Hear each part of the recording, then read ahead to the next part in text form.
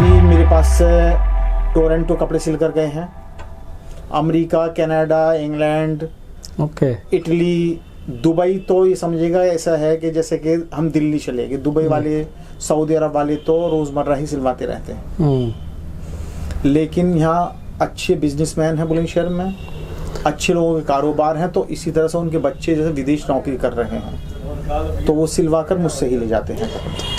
नमस्कार दोस्तों, आप देख रहे हैं रेपुटेशन मीडिया। मैं हूं आपका दोस्त राकेश पवार। दोस्तों, रेपुटेशन मीडिया की टीम आज आई है एक ऐसी हस्ती का इंटरव्यू लेने के लिए जो अपने आप में एक नायाब हैं। मैं बात कर रहा हूं पश्चिमी उत्तर प्रदेश की एक ऐसे टेलर की जिस टेलर को पूरे पश्चिमी उत्तर प्रदेश के अंदर एक अच्छे कपड़े सिलाई के लिए जाना जाता है। उनके यहाँ पॉलिटिशियन, बिजनेसमैन और बॉलीवुड से जुड़े हुए तमाम अभिनेता, नेता उनके यहाँ कपड़े सिलवाते हैं। मैं बात करूं MLA, MP, minister, even chief minister तक के लोग यहाँ कपड़े सिलवाते हैं। ये अपने कपड़े सिलने के क्षेत्र में इनकी एक अपनी महारत हासिल है और लगभग ये दुकान यहाँ 55 साल के आसपास इस दुकान को यहाँ हो गया है। मैं बात कर रहा हूँ बुलंदशहर जनपद के सिल्को टेलर की। मैं कैमरामैन से कहूँगा कि एक बार वो दिखाएं कि यहाँ सिल्को टेलर का है और ये सिंस 1970 से ये स्टार्ट हुआ है और ये कपड़े सिलने के क्षेत्र में इनकी अपनी एक अलग महारत है। मैं कैमरामैन से कहूँगा कि एक बार वो अंदर आए और इनका जो शॉप है इसमें अंदर दिखाएं। एक बार दिखाइए कि इनके यहाँ कितनी शालीनता और सभ्य तरीके से कपड़े लगे हुए हैं, ये दिखाइए एक बार। इधर ये कुछ ब्लेजर्स हैं, ब्लेजर्स लगे हुए हैं, इधर ट्राउजर्स हैं, इधर ये शेरवानी हैं। इस टेलर की अपने आप में एक बड़ी अनोखी कहानी है।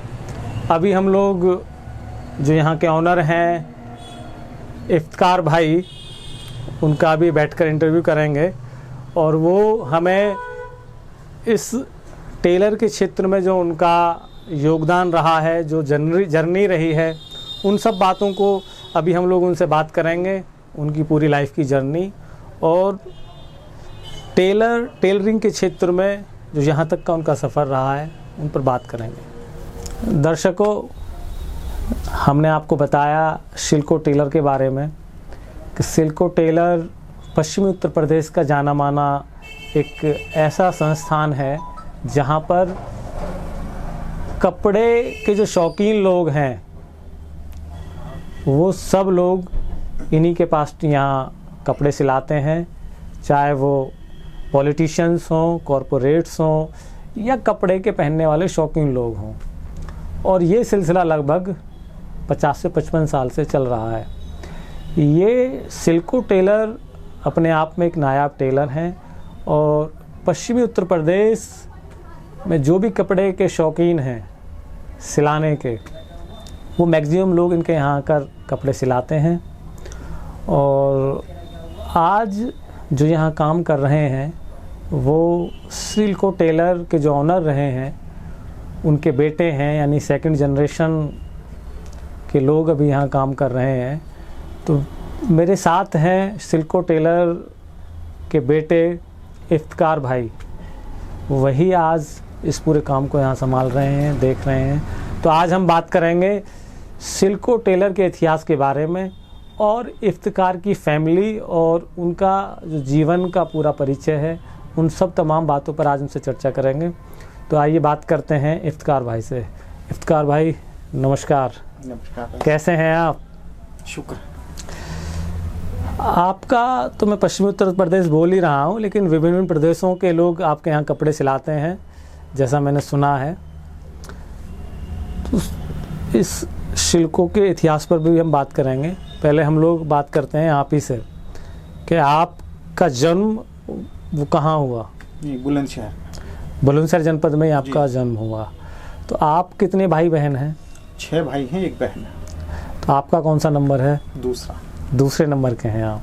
ओके, तो और भाई सब अलग अलग फील्ड में काम कर रहे हैं? बड़े भाई भी सिल्को टेलर हैं, कपड़े का शोरूम भी है।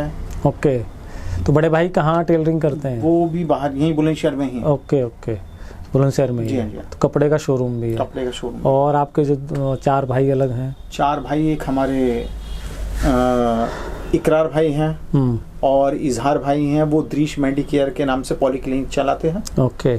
उनसे छोटे वाले यथार्थ है बुलंदशहर में, यथार्थ नोएडा वालों की ब्रांच जी, उसके इंचार्ज हैं। और सबसे छोटे इमरान लेमन ट्री होटल्स के डायरेक्टर हैं। ओके। 85 होटल्स उनके अंडर में आते हैं। बाकी मैं सिल्को टेलर। ओके, मतलब टेलरिंग के जो प्रोफेशन है उसमें आप और आपके बड़े भाई जी, 2 ही लोग आए हैं, बाकी और डिफरेंट फील्ड में चले जी गए। हाँ जी। तो आपकी एजुकेशन बुलंदशहर से राजकीय इंटर कॉलेज बुलंदशहर से मैंने पास आउट किया है। कितनी पढ़ाई की है आपने? पढ़ाई तो मैंने कम ही की है। आप फिर भी जो भी की है तो कोई बात नहीं है, कम और ज़्यादा। पढ़ाई तो मैंने सिर्फ जो है 8th क्लास तक की है। 8th क्लास तक की जी है। हाँ जी। लेकिन आप तो कान काटते हैं एमए वालों के हैं। दरअसल पूरा परिवार पढ़ा लिखा है मेरे अलावा। ओके। अच्छा। और माहौल अच्छा रहा है शुरू से हमारे घर का। तो इस टेलर का जो काम है आपके फादर ने आई थिंक स्टार्ट किया, क्या नाम है फादर का? फादर का नाम है अनवर अहमद अंसारी। अनवर अहमद अंसारी। ओके, तो ये फादर से स्टार्ट हुई या उनके फादर वगैरह भी करते थे? फादर ने ही स्टार्ट किया था ये। तो फादर की स्टार्टिंग कैसे हुई इस? बस ये था कि हमारी बसें चला करती थी, टायर की दुकान थी, लेकिन इस तरह के काम पापा को फादर कितने भाई थे आपके? वो थे 4 भाई। जॉइंट ही रहते थे या अलग अलग थे? जॉइंट रहते थे। ओके। तो बाकी 3 भाइयों का टायर का और बसों का, ट्रकों का बिजनेस था जी। फादर को वो काम कम पसंद आता था, बोले मुझे साफ सुथरा काम चाहिए। जी। तो फादर ने ये शॉप खोली थी पहले, मतलब 67 तक तो थी दिल्ली के अंदर, मोहन सिंह पैलेस में। ये कहाँ है? मोहन सिंह पैलेस है कनॉट प्लेस के सर्कल में। ओके। फिर 67 में जो ब्लैक आउट हुआ तो पापा घर वापस आ गए। 70 में फिर ये दुकान खोली। उसके कुछ समय बाद ही हमारा जन्म हो गया। ओके। और बस बड़ी मेहनत उन्होंने की जी। उसका फल हम लोगों को मिल रहा है। बड़े अच्छे से उन्होंने हमें पाला पोसा और उन्हें पता भी नहीं था कि मैं ये काम करना चाहता हूँ। आप जी। तो ये सिल्को टेलर जो ब्रांड है, ये ब्रांड उन्हीं के दौर में बन गया था? ये जी हाँ जी हाँ जी। ये तो पापा ने जब शुरुआत की थी तो पहले दिन 1 कारीगर था, दूसरे दिन 4 हो गए, हफ्ते भर बाद 10 हो गए, महीने भर में 25-30 वर्कर पापा के अंडर में आ गए थे बुलंदशहर में। ओके। और उसी ज़माने में अधिकारी जावेद उस्मानी साहब डीएम साहब थे हमारे शहर में। जी जी, प्रिंसिपल सेक्रेटरी रहे हो। हाँ बाद में। और सभी अधिकारी, क्लास 1 अधिकारी, डॉक्टर्स, इंजीनियर, एडवोकेट और नेता, सब लोग पापा से कपड़े सिलवाया करते थे। कुछ उस जमाने में भी 1-2 अभिनेता जो है पापा से कपड़े सिलवाया करते थे। जी। और हमारी दुकान की पहले भी शूटिंग हो चुकी है जब रघुनाथ मार्केट में थी दुकान। जी। अब कालेआम पर है, शोरूम भी कालेआम पर है, टेलरिंग का काम भी यहीं है। ओके। और एक ब्रांच हमारी यमुनापुरम आरटीओ ऑफिस पर है। जी जी जी। तो फादर जब ये टेलरिंग का काम कर रहे थे और आपने 8th क्लास तक अपनी पढ़ाई की, तो फिर आगे पढ़ने में मतलब आपका मन नहीं था या क्या प्रॉब्लम थी या क्या हुआ? ऐसा है कि जब बच्चा पैसे देख लेता है तो उसका पढ़ाई में मन नहीं लगता। मतलब एटलीस्ट आपकी सोच ये थी कि पढ़ के भी पैसे ही कमाना है, इससे पहले ही अपना स्टार्ट हो जाओ। ये था कि पापा की बहुत इच्छा थी कि हमें पढ़ा लिखा कर कुछ बना दें, लेकिन हम ही जो है ना पढ़ पाए, नहीं पढ़ पाए, बस अपने काम में। तो फिर आप टेलरिंग में ही आके काम करने लगे? 8th क्लास के बाद में मैंने टेलरिंग का काम शुरू कर दिया था। 5 नवंबर 1985 से। ओके। मैं बच्चा ही था, 15-16 साल का था जी, तभी मैंने ये काम शुरू कर दिया था। और ऊपर वाली कृपा दृष्टि है, मुझे अपने काम से कभी कोई शिकायत नहीं रही। तो ये फादर के साथ ही करते थे आप या कैसे अलग? फादर के साथ शुरू किया। फादर कितने टाइम साथ में रहे, मतलब एटलीस्ट? फादर तो आज भी साथ नहीं, मतलब उन्हीं के उसमें गाइडेंस में? गाइडेंस में मैं लगभग रहा 5-6 साल। 5-6 साल? जी हाँ जी। ओके। फिर मैंने बड़े भाई के अंडर में काम किया 10 साल। जी। और 17 जून 1997 से फिर आपने इंडिपेंडेंट काम कर? जी हाँ जी हाँ। तो इंडिपेंडेंट जब आपने काम स्टार्ट किया तो फिर आपकी जो जर्नी स्टार्ट हुई 97 में एक अलग काम को लेकर, 97 में, तो आप लोग ब्रांड तो थे ही, लोग आपके पास जानने पहचानने वाले सब सारी चीज़ें थी। तो जब 97 में आपने स्टार्ट किया तो आपको फिर स्टार्टिंग कैसी रही? मतलब ऑलमोस्ट बढ़िया तरीके से स्टार्ट हुई या फिर कुछ समय लगा? नहीं, पहले दिन से ही मेरे पास कस्टमर आने शुरू हो गए थे जी। और आज तक बहुत कम लोग मुझसे नाराज़ हुए कि मेरे कपड़े ख़राब हो गए। वो लोग आज भी हैं जो पहले दिन मेरे से कपड़े सिलवाए थे, वो आज तक मेरे साथ हैं। और मुझे नहीं लगता कि मुझे इस काम से कभी कोई शिकायत रही है या होगी। तो ये शौक था आपका, मतलब मन था कभी मुझे टेलरिंग का काम करना है? कैसे? हाँ, शौक ही समझ लीजिएगा। क्योंकि अगर मैं पढ़ जाता तो मैं डिस्ट्रिक्ट मजिस्ट्रेट होता। ओके।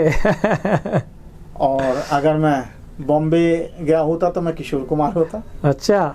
और लेकिन मैं जो भी हूँ बहुत खुश हूँ, अल्लाह के शुक्र से। चलिए, शानदार। तो अभी आप देश के कौन कौन से प्रदेश के लोगों के कपड़े सिल चुके हैं या सिलते हैं, कुछ ऐसा?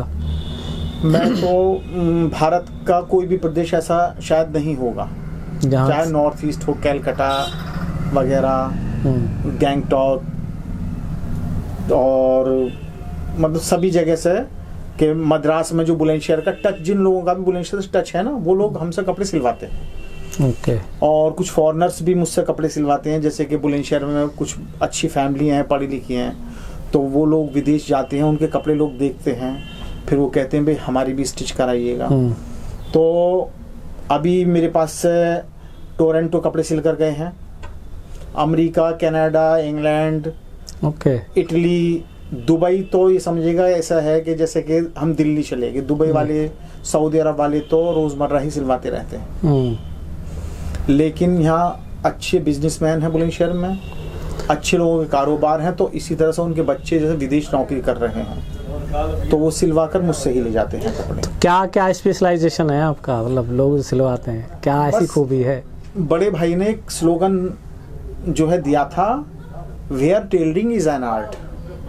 तो हमने ये सोचा कि अब हम पढ़ तो पाएंगे नहीं, डीएम उस ज़माने में बचपन में सोचा था कि बन जाए, बन नहीं पाएंगे, लेकिन डीएम जैसी ज़िंदगी गुजारने के लिए हम इसमें पूरी ईमानदारी से, मेहनत से काम करते हैं। और ये है कि भाई जब ज़िंदगी इसी के सहारे काटनी है तो क्यों ना इसको बेटर से बेटर किया जाए। जी।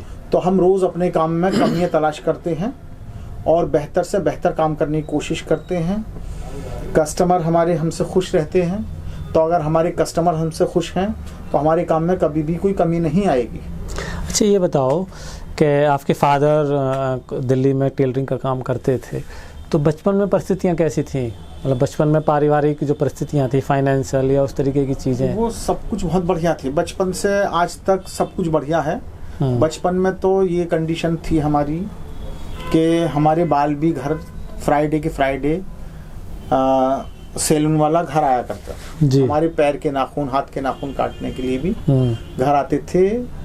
सारी परिस्थितियाँ शुरू से ही अच्छी हैं, हमने कभी कोई ऐसा नहीं देखा कि किसी बात की ज़िंदगी में कोई कमी हो, कि हमारे फादर ने हमें बिल्कुल राजकुमारों की तरह पाला जी, पढ़ाया लिखाया, अच्छी सोसाइटी दी, अच्छी तरीके से ज़िंदगी गुजारने का तरीका सिखाया, हराम हलाल सिखाया कि भाई कोई भी एक पैसा भी गलत तरीके से मत कमाना, अपनी मेहनत का, ईमानदारी का हो, उसी में बरकत होती जी।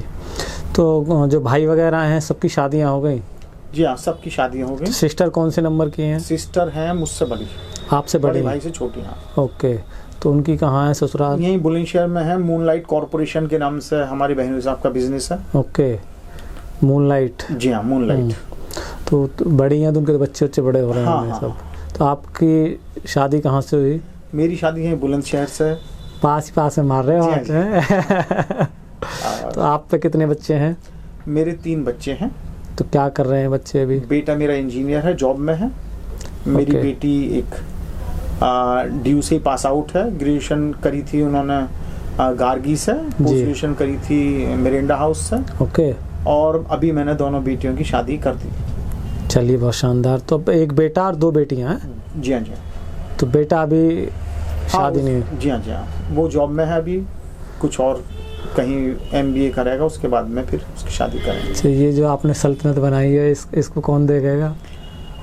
सल्तनत के लिए जो मेरा स्टाफ है बहुत अच्छा है। हाँ। मैं रहूँ ना रहूँ, ये सिल्को का नाम, मेरे वालिद का नाम बहुत दिन तक रहेगा, मुझे उम्मीद है। कोई ना कोई इसे चलाने के लिए आएगा। मेरे छोटे भाई का बेटा है, हाँ, हो सकता है कि वो इसको संभाल ले। अच्छा, वो भी उसका इंटरेस्ट है? हाँ, उसका इंटरेस्ट है। ओके। अभी 12th क्लास में है वो, और वो हो सकता है। चलिए, तो बढ़िया। उस एक आध बंदा तो आपको तैयार करना ही होगा। अच्छा, ये बताइए, सिल्को जो नाम है ये ना बड़ा एक डिफरेंट नाम है, तो ये सिल्को को वर्ड कैसे आया है, मतलब क्या है इसके पीछे का? इसका मीनिंग तो आज तक मुझे किसी डिक्शनरी में मिला नहीं जी, लेकिन फादर के जो एक साथी थे वो थे फ्रांस के। ओके। जब दिल्ली में पापा काम करते थे तो उस वक्त कारीगरी करते थे, जहाँ अंग्रेज़ों के कपड़े सिला करते थे। और तो वहाँ एक थे, अंग्रेज़ ही थे, फ्रांस के। उन्होंने पापा को ये नाम दिया था कि भाई आप जब भी दुकान खोलें तो उसका नाम सिल्को रखें। स्पेलिंग भी उन्होंने दी थी। ओके। हाँ, अब वो फ्रेंच में ये सिल्को का क्या मीनिंग है मुझको नहीं मिला। ओके। क्योंकि ये नाम मैंने भी कई बार सोचा, यार सिल्को नाम ये तो बड़ा मतलब डिफरेंट नाम है, सिल्को, लेकिन ये सिलाई से भी मैच कर रहा, सिल्को, है ना? या सिल्क से मैच करता है, और सिल्क से, सिलने से, मतलब से भी, हाँ, कई मायने इसके आते हैं। तो अभी यहाँ का मैं देखता हूँ कि मैक्सिमम जितने भी बड़े लोग हैं सब आपके यहाँ सिलाते हैं, तो बड़े लोगों का सिलने का जो मतलब है, तो यहाँ सिलाई के रेट आपके और लोगों से ज़्यादा है या कैसे, क्या है मतलब सिलाई का? थोड़ा सा बुलंदशहर के हिसाब से तो थोड़ी सी ज़्यादा है, लेकिन ऐसा नहीं है कि बहुत ज़्यादा है। और जो लोग मुझसे कपड़े सिलवाते हैं तो उनके हिसाब से बहुत रीजनेबल है, और जैसे मैं काम करता हूँ उस हिसाब से बहुत रीजनेबल है। अच्छा, हम जैसा गरीब सिलवाए तो आप सिलवाइएगा, आपको फीलिंग अमीरों वाली आ जाएगी। फीलिंग तो अमीरों वाली आएगी, लेकिन पैसे अमीरों वाले कहाँ से आएंगे? नहीं, पैसे भी ऊपर वाले देगा जब आप मुझसे सिलवाने के लिए सोचेंगे। अच्छा, तो पैसे फिर आप दुआ करोगे कि भाई पैसे भी हाँ, है? बिल्कुल बिल्कुल बिल्कुल। चलिए, अगर ऐसी दुआ करेंगे तो फिर तो भाई हम कोशिश करेंगे आपसे कपड़े सिलवाने की। नहीं, लोगों का सपना होता है। कई दूल्हे ऐसे हैं जो जिनके फादर ठेला चलाते हैं, मूंगफली बेचते हैं। तो मेरे लिए बड़े गर्व की बात होती है कि कोई बंदा, मेरा कस्टमर आकर ये कहता है कि भाई उस बंदे ने तो ये अपने फादर से कह दिया अगर सिल्को से मेरा सूट सिलेगा तो मैं शादी करूंगा, अदरवाइज नहीं करूंगा। तो उस केस में क्या करते हो आप? उसमें यह है कि भाई गरीब है वो, मेरा इतना बड़ा वेल विशर है, इतनी उसे वो है मुझसे मोहब्बत, तो मैं फिर पैसे गिनता नहीं, जितने दे दिए उतने रख लेता हूँ।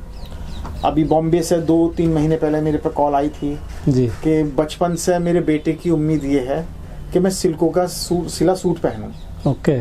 तो मैंने उसकी शादी में उसको गिफ्ट किया, कपड़ा भी मैंने उसकी पसंद कर लिया, और सिलकर मैंने बिना मेजरमेंट के उसका सूट सिलकर मैंने बॉम्बे भेजा। उसके बाद बॉम्बे से मेरे पास बहुत सारे लोग और कपड़े सिलवाने के लिए स्पेशली आए।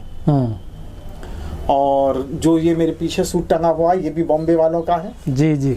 और जो पवार साहब आपके पीछे ग्रीन कलर का कोट है, बच्चा देहरादून में पढ़ता है, स्पेशली देहरादून से मुझे मेजरमेंट देने के लिए आया कि इस डिज़ाइन का कोट बनाना है। ओके। और ये शेरवानी ये लोग नोएडा से आए हुए हैं मेरे पास। तो हमारे फादर ने बड़ी मेहनत करी, उसका फल हमें मिल रहा है। हमने सिर्फ इसको जो है अपने पेड़ को संभाल रखा है, उसकी रखवाली कर रहे हैं, बाकी तो बुजुर्गों की दुआएं हैं। अच्छा, बेटे का इंटरेस्ट इधर नहीं है? बेटा दरअसल पढ़ लिख गया, अब इंजीनियर है, जॉब चल रही है, अच्छी जॉब चल रही है। तो जिंदगी में जो जो करना चाहता है उसको वो करने देना चाहिए। जबरदस्ती कोई किसी से काम नहीं ले सकता। नहीं नहीं, बिल्कुल श्योर, वो तो है ही। लेकिन अभी आपका जो काम है इसमें कोई ज़रूरी नहीं है कि उसको बैठ के किया जाए। ये तो अभी आजकल तो चीज़ें इतनी एडवांस हो गई हैं कि आप रहें ना रहें चीज़ें चलती रहती हैं एक। हाँ, तो अभी तो शुरुआत है उसकी नौकरी की। जिंदगी में धीरे धीरे सबको पता चल जाता है कि नौकरी में क्या है और अपने बिजनेस में क्या है। तो अभी फ्यूचर प्लान क्या है आपका? मेरा फ्यूचर प्लान तो मैं कल के बारे में नहीं सोचता। आज मेरा बहुत अच्छा चल रहा है। फिर भी कुछ इसको अपग्रेड करना है या अपग्रेड करना है। शोरूम यहीं बुलंदशहर में बुलंद सिटी सेंटर मॉल है जी, तैयार हो रहा है। उसके अंदर कपड़े का शोरूम एक और बन रहा है। तो जिला पंचायत का जो जी हाँ, जी हाँ, मॉल है उसमें, उसी के अंदर। हाँ, उसी के अंदर आप एक शोरूम बना रहे हैं। जी हाँ, जी हाँ। तो वहाँ शोरूम के साथ साथ ये काम भी स्टेब्लिश करेंगे या शोरूम? जी हाँ, ये तो रहेगा ही हमेशा। ओके। उसमें कपड़े का जो लोग बुलंदशहर में जिनके इस तरह का कपड़ा नहीं मिलता, मेरठ, अलीगढ़, दिल्ली, गाजियाबाद जाते हैं, नोएडा जाते हैं, तो उनको रोकने की कोशिश है कि अपने शहर में भी ऐसी वैरायटी है कि आप लोगों को वहाँ जाना नहीं पड़ेगा। तो अच्छे कपड़े की वैरायटी के जी हाँ, हिसाब जी से हाँ, आप वहाँ बिल्कुल, कर रहे हैं। तो वहाँ कौन भाई बैठेंगे या आप ही अपना उसको? वहाँ पर आजकल ऑनलाइन सब कुछ चल रहा है। कैमरे वगैरह फिट करा देंगे? जी हाँ, जी हाँ, जी हाँ, सब कुछ रहेगा। और यहाँ से ज़्यादा दूर नहीं है, 1 मिनट लगेगा मुझे वहाँ तक पहुँचना। तो मदर फादर दोनों जो है वो जन्नत में जा चुके हैं। ओके। फादर को कितना टाइम हो गया? फादर को हो गए 8 साल। 8 साल। तो लगभग उन्होंने आपके 12, 14, 15 साल देखे? हाँ, मेरा तो उन्होंने ये समझिएगा कि 44 साल देखे बचपन से। मैं 44 साल नहीं, का ये था। 97 में स्टार्ट जैसे आपने इंडिपेंडेंट किया। हाँ हाँ हाँ। तो 15 साल के आसपास की जर्नी उन्होंने हाँ, देखी। बिल्कुल। तो बड़ा खुश होते होंगे क्योंकि आपने उनका नाम और उनका काम। मुझे दुआ देते रहे, हमेशा दुआ देते रहे, आते जाते रहे। वो भी करते थे 97 तक, जब तक वो हयात थे। जी जी जी। तो तब तक उन्होंने भी काम किया। हाँ, उन्हें खुशी होती होगी कि भाई मेरा नाम या मेरा जो काम है बच्चों ने आगे बढ़ा दिया और बड़े स्तर पर। तो फादर कितने पढ़े लिखे थे आपके? फादर भी कम पढ़े लिखे थे उस जमाने के हिसाब से, तो ठीक ही होंगे। जी हाँ, जी हाँ। उनकी उर्दू इतनी खूबसूरत थी कि आज भी उनके हाथ के लिखे हुए जो हमारे मेजरमेंट हैं कस्टमर के, जी, वो आज भी हैं। उर्दू में लिखा करते थे वालिद साहब। अच्छा, आप तो पढ़ लेते होंगे उर्दू? जी हाँ, जी हाँ, जी हाँ। तो मदर को हो गए लगभग 22 साल। मदर पहले जी हाँ, जी एक्सपायर हो गई थी। तो मदर कहाँ की थी आपकी? मदर हमारी फिरोजाबाद की थी। अच्छा। जी हाँ। फिरोजाबाद में मामा हैं आपके? मामा हैं। अब मामा के बेटे भी हैं। एक वहाँ सिनेमा घर है उर्वशी, जी, वो हमारे मामा के बेटे का है। ओके। ट्रांसपोर्ट का काम है, चूड़ियों का काम है।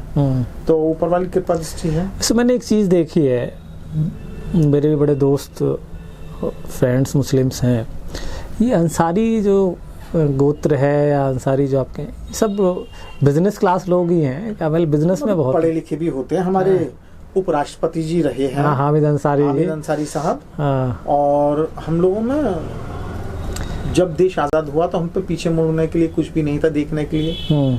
मजदूर टाइप लोग थे, तो हम पढ़ लिख गए, आगे बढ़ते रहे, पीछे मुड़ के नहीं देखा, तरक्की करते गए। आज ऊपर वाले मतलब मैं देखता हूँ अंसारी जहाँ भी मिलते हैं, कोई एक्सपोर्टर है, कोई टेलर है, कोई बड़े बड़े कामों में है, सब बड़े बड़े बिजनेसमैन हैं। कुछ प्रोफेसर हैं, डॉक्टर्स हैं। हाँ, वो तो आपके घर में है ही। जी जी जी। तो मतलब एक पढ़ी लिखे और एक अच्छे टाइप का एक सेगमेंट है जो अंसारियों में देखने के लिए मिलता है। जी जी जी। अंसारियों में अच्छा है। और सभी लोग अच्छे भी होते हैं, खराब भी होते हैं। जी जी। लेकिन अंसारी आपको जहाँ भी मिलेगा ना, शरीफ और पढ़ा लिखा ही मिलेगा। बिल्कुल। तो अभी हमारे जो दर्शक आपको देख रहे हैं, उनके लिए क्या आप कोई मैसेज देना चाहेंगे? मैसेज यही है कि जिस काम को भी आप करते हैं उसे दिल से करें। जहाँ नौकरी कर रहे हैं उसे अपना दिमाग वहीं रख कर करें, दूसरे काम की ना सोचें, और उसी में ऊपर वाला बरकत देता है। और हम अपने काम से अगर ईमानदारी नहीं करेंगे ना, तो ज़िंदगी हमसे ईमानदारी नहीं करेगी। हमें कल को मर जाना है। पैसा काम में आता है, लेकिन ईमानदारी उससे भी ज़्यादा काम में आती है। आज हम जितने भी हमारे पूर्वज गुजरे हैं, जो अच्छे लोग थे, उन्हें याद करते हैं। एक आदि है कंस और रावण, बाकी तो करोड़ों देवता और देवियां हैं, उनको करोड़ों को याद करते हैं। बाकी बुरे लोगों को तो 2 या 3 ही हैं जिनको हम याद करते हैं। बुरे तरीके से ही, बुरे तरीके से याद करते हैं, उनको जलाया जाता है और भी उनके साथ बड़ा अपमान किया जाता है। लेकिन अच्छे काम करेंगे तो आपको लोग याद करेंगे। डॉक्टर बनने के बाद भी मरना है, टीचर बनने के बाद भी मरना है, और प्रधानमंत्री बनने के बाद भी मरना है, और एक अच्छा इंसान बनने के बाद भी मरना है। तो लोग जो है ज़्यादातर अच्छे इंसानों को याद करते हैं, बुरों को कम याद करते हैं। तो जो भी आप काम करें ईमानदारी से, पूरे लगन से, और ये सोच लें कि जो भी है हमारे नसीब में वो ऊपर वाले ने जो लिख दिया वो हमको मिल के रहेगा। वो चाहे हम बेईमानी से लें या ईमानदारी से लें, बेईमानी से भी सिर्फ उतना ही मिलेगा। बाकी आप सब लोग मुझसे ज़्यादा पढ़े लिखे हैं, समझदार हैं। आपका कहने का मतलब ये है कि भाई जब बेईमानी से भी उतने मिलना है, ईमानदारी से भी, तो भाई ईमानदारी से ही लिया जाए। रेपुटेशन मीडिया हमारा चैनल है, इलेक्ट्रॉनिक चैनल के बारे में भी कुछ कहना चाहेंगे आप? पवार साहब के मैं सभी इंटरव्यूज़ देखता हूँ, बहुत सलीके से बहुत बढ़िया करके इंटरव्यू लेते हैं, और मेरी ऊपर वाले से गुजारिश है कि इनकी रेपुटेशन मीडिया को दिन दूनी रात चौगुनी तरक्की मिले, और ऐसे ही ये हम लोगों का प्रमोशन करते रहें, अच्छे लोगों से मिलते रहें, और ऊपर वाला इनके चैनल को टॉप पर लेकर जाए। इफ्तिकार भाई ने बड़ा शानदार मैसेज दिया है, ये हमारे भाई की तरह ही हैं। तो दर्शकों, आज के प्रोग्राम में हमारे साथ थे इफ्तिकार भाई। इफ्तिकार भाई, आपसे बात करके मुझे बड़ा अच्छा लगा, और आप बुलंदशहर जनपद की आन बान और शान है। देखिए, आप लोग आते हैं जी, तो मेरी शान बढ़ जाती है। किसी भी जगह का कोई भी इंसान अपने अपने क्षेत्र में जब एक अच्छा काम करता है और बाहर तक उसका नाम जाता है तो खुशी होती है। चाहे वो टेलरिंग हो, या कॉरपोरेट्स में आप दूध का काम हो, या कंस्ट्रक्शन। अभी हमारे यहाँ देखो बड़े बड़े लोग हैं बुलंदशहर में भी, तो जो भी लोग होते हैं, चाहे आपकी उनसे मुलाकात हुई हो ना हुई हो, लेकिन एक जिस जगह के आप होते हैं वहाँ के लोग अगर देश विदेश में नाम रोशन करते हैं तो इंटरनली खुशी होती है। तो बुलंदशहर जनपद का ये बड़ा अच्छा एक सिस्टम है कि यहाँ एक छोटा जनपद होने के बाद भी बड़े बड़े कॉरपोरेट्स देश और दुनिया में यहाँ के लोग नाम कर रहे हैं। चाहे वो पारस ग्रुप है, जेपी है, मधुसूदन है, कस्टमर हैं, उनकी पूरी फैमिली के जी मैं कपड़े सिलता हूँ। तो बड़े बड़े आप रामा हैं, परम हैं, मतलब कितने बड़े बड़े यहाँ बिजनेसमैन। आपका डीएलएफ भी यहीं का है। जी हाँ, जी हाँ, केपी सिंह जी। जी जी जी जी। तो दर्शकों, आज के प्रोग्राम में बस इतना ही। आप देखते रहें रेपुटेशन मीडिया। मैं हूँ आपका दोस्त राकेश पवार। मिलते हैं फिर किसी नई वीडियो में किसी नई हस्ती के साथ। नमस्कार।